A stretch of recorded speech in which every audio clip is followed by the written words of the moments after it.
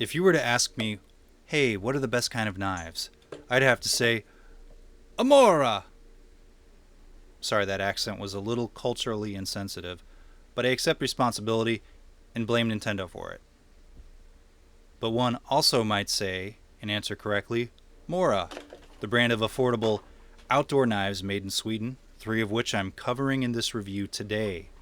Thanks to Mora Knife USA and UCO Gear, who sent me the newish Eldris neck knife in the Kansbol fixed blade to compare to my companions. Self-doubt and...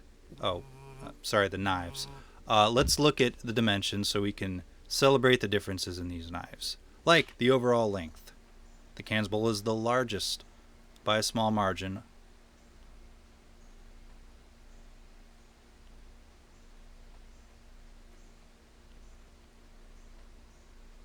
The blade size, the cutting edge. The Eldris being the smallest and the Kansbol and the companion being both very similar in their size.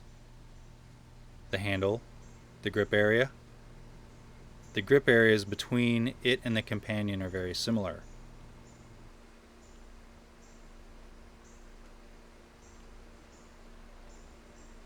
And the spine thickness and handle thickness.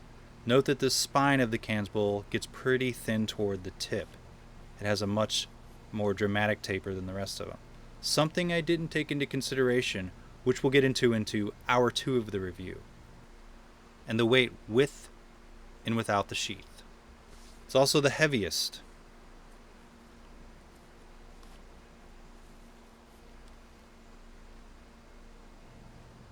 Now the blade of all 3 is made, I think, of Sandvik stainless steel, which is 12C27. And they all have Scandinavian grinds, which are easy to sharpen because I said. And that's what everybody says. I think it's possible to get the companion in a carbon steel version too, if that's what you're into.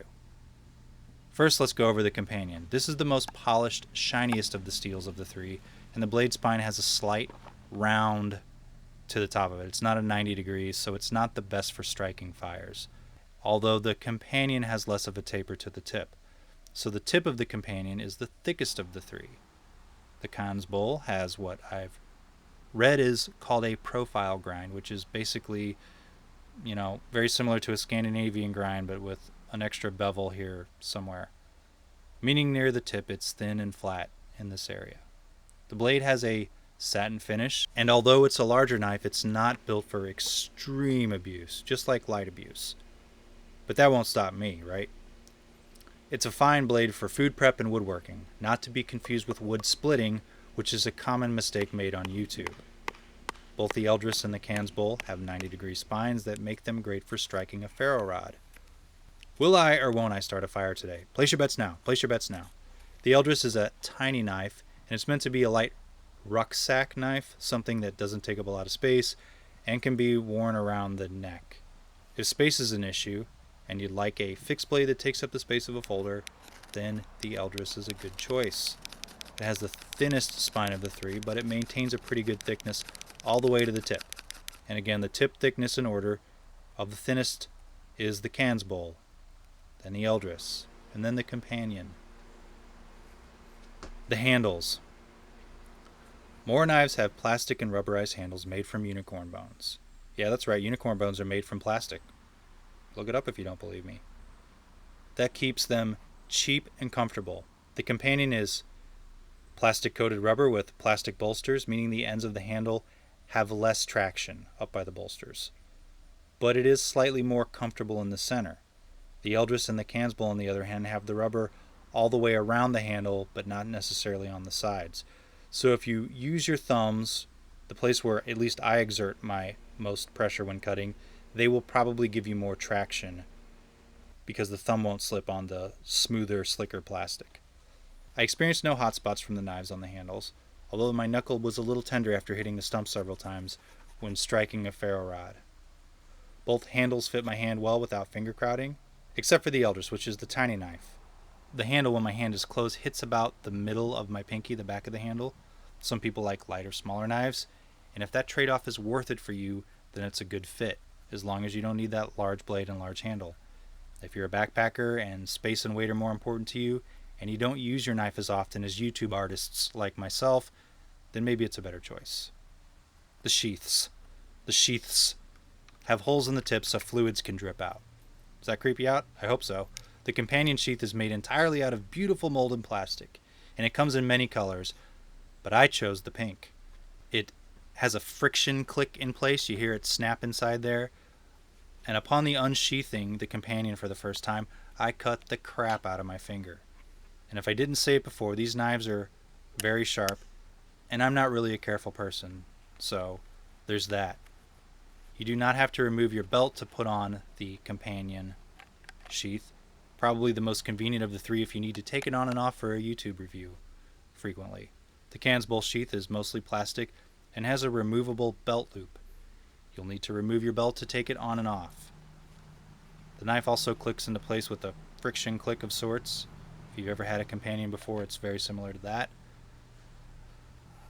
And as far as the Eldris goes, it can be worn as a neck knife if you're one of those sorts of dudes, but doesn't have a traditional belt clip. So probably works best thrown in a pack, and of course unless you like wearing it around your neck. You can choose to put the knife around your neck or use it with the secondary lock, which is a loop and a lock that goes over the top. It snaps into place just like the other ones from a friction perspective when you put the knife in the sheath. The Eldris is available in a regular standard version with just the sheath. I'm reviewing the kit here, which adds the secondary lock snap, the paracord, and the ferro rod for the Eldris. You can just buy the knife and sheath if you want it for a reduced price. Also, there is no jimping anywhere on the handles or the blade spines of the knife. Okay, so how do they perform in the field? Now, you didn't see it, but there's actually air quotes around the word field. Can you baton with them? Not to be confused with, should you baton with them? Well, let's split some wood with the companion while I talk. The companion is a fine knife, although in my head I picture an ideal knife like an SE6, which feels more manly in your hands, but in reality it's kind of exhausting.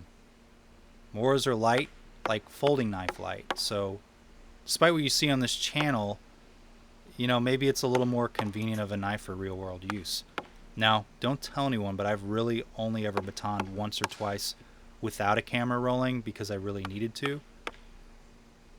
And, even if you have to do that, the companion holds up just fine for occasional hard, dumb things like this. It shines for food prep and making feather sticks, though, a little bit better than this. Okay, remember I was talking about the Kansbol before, about the blade tip? Well, to be honest, sometimes I just go and beat up knives without thinking much about them. And you're like, oh, really? You don't say. The Kansbol is not made for swinging around wood or smashing the tip repeatedly. Although it's large, it's light and made for more reasonable things, which is why I bent the tip because I wasn't paying attention.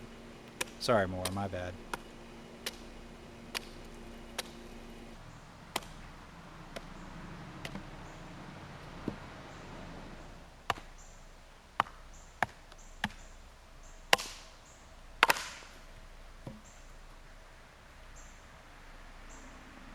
That said, I had my Leatherman wave handy, and after a few minutes of careful bending, I got that thing straightened right back out. No breakage. So yeah, if you baton with this knife, and let's be honest, batoning is not necessary for any knife. Mind the tip, brah. But both the Kansbol and the Eldris have perfect spines for ferro rodding. Okay, so generally I just carry a small lighter with me and some paper, but why do that when I can shoot some sparks with a knife and a ferro rod? So let's get some fine bark shavings here to go with my larger pieces of wood.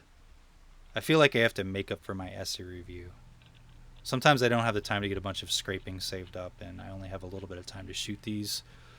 So while I do that, let's finish up the review. All three knives are built for light and medium duty outdoor tasks. Moras are popular for a reason, because of their ergonomics, lightness, and ease of sharpening.